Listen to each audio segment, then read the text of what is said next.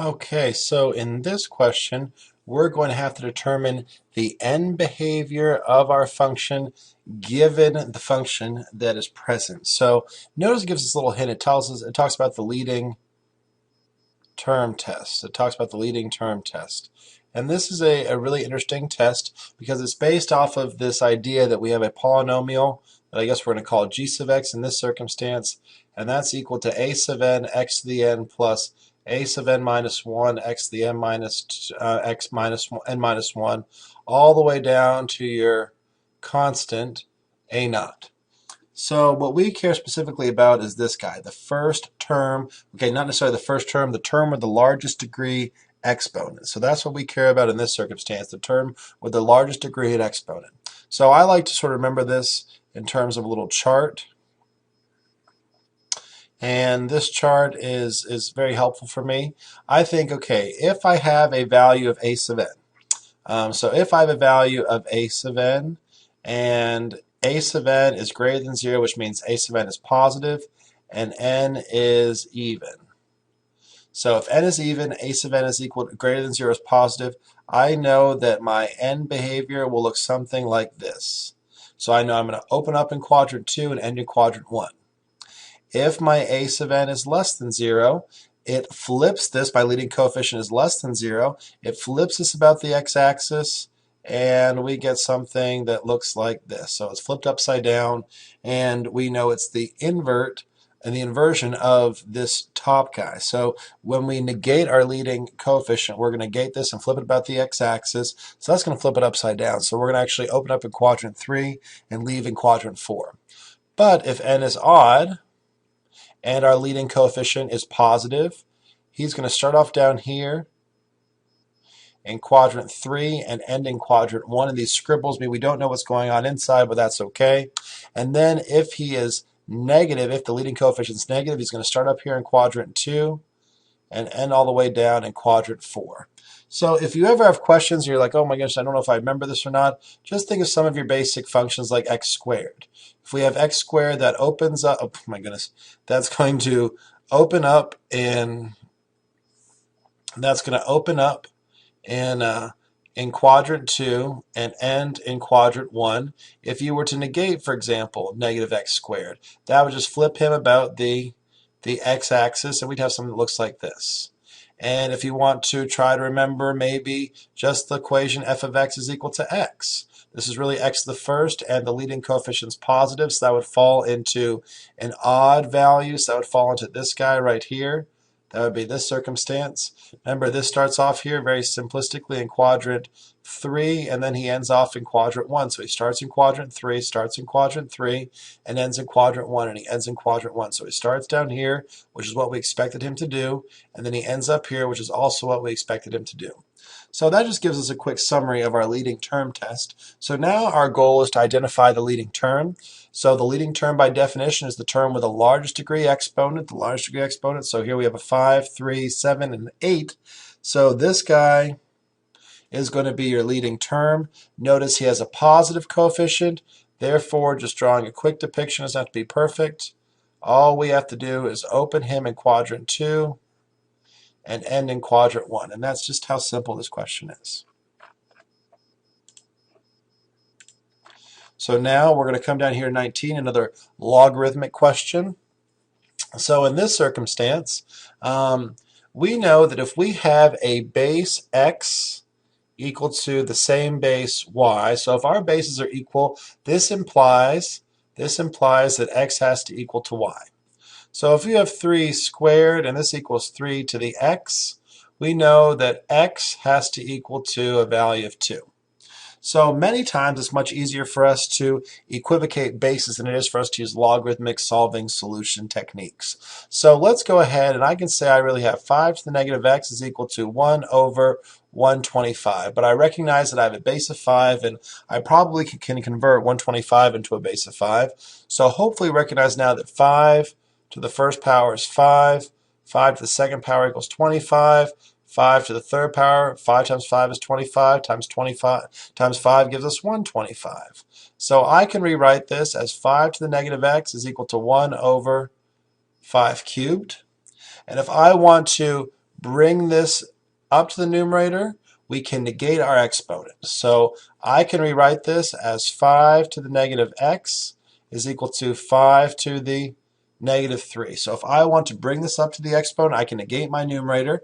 And now since I have the same bases, I can go ahead and equate my exponent. So I know negative x will be equal to negative 3. Solving for x, I divide by negative 1 on both sides, and I get x equals to a value of positive 3. So this is a very unique circumstance where we're solving an exponent. We're solving an equation that has a variable in the exponent. And in this circumstance, we didn't actually have to go out and use our logarithmic artillery in order to solve for this. We were actually able to do so using the idea of similar bases.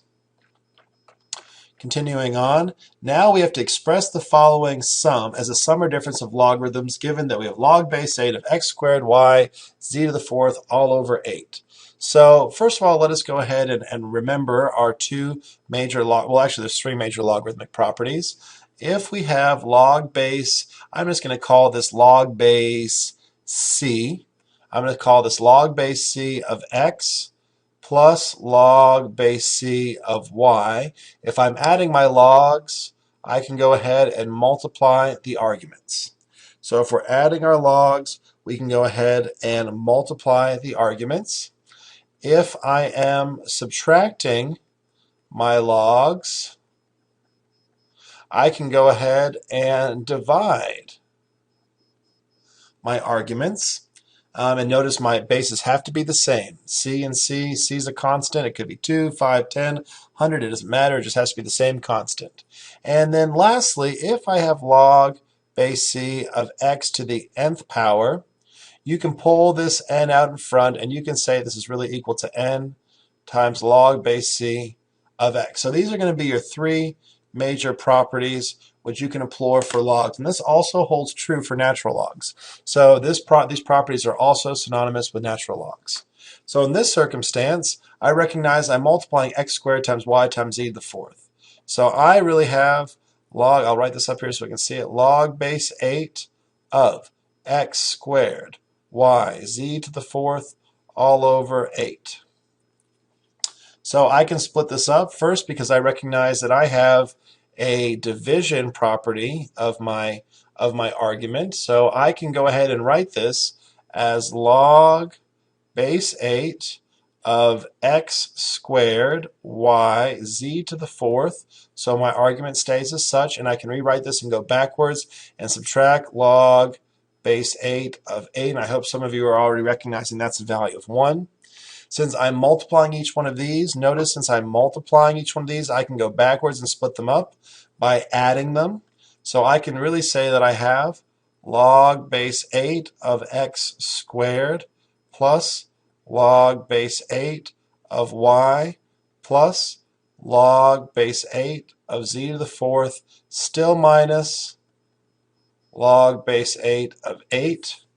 Notice what I can do now is I can take each one of these exponents, bring it out to the front as a coefficient.